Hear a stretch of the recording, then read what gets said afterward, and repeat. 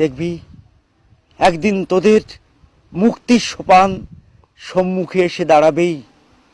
এই শাসনযন্ত্র হবে তোদের করায়ত্ত। তোদের হাতেই আসবে একদিন এই সংবিধান রচনার দায়িত্ব।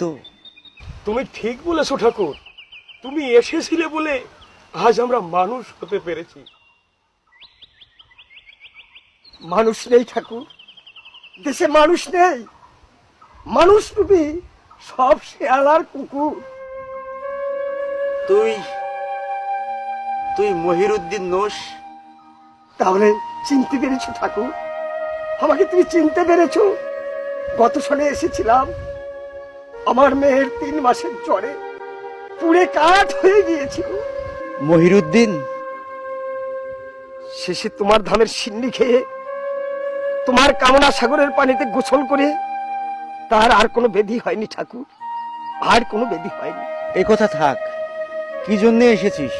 রমজানের ছেলে 3 কোটিকে নিয়ে গ্রামে জোর গন্ডগোল শুরু হয়েছে। মৌলভী সাহেব তো মেনেই নিতে পারছে না। রমজানের বিবি হরিনাম করে বলে মুসলমান সমাজ তাদের ঘিরে রেখেছে। মহিরুদ্দিন? ওদের এক ঘরে করবে, ওদের বাড়িঘর জ্বালিয়ে দেবে।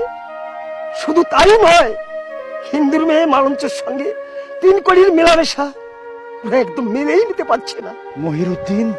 ওদের তুমি বাঁচাও ঠাকুর, ওদের তুমি বাঁচাও, নইলে ফুলের মতো 2টি জীবন 3 কোটির মালঞ্চ ওরা দুঃখের স্রোতে ভেসে যাবে ঠাকুর, ওরা দুঃখের স্রোতে ভেসে যাবে।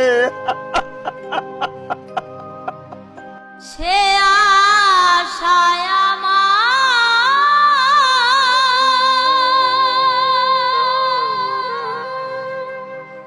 আজি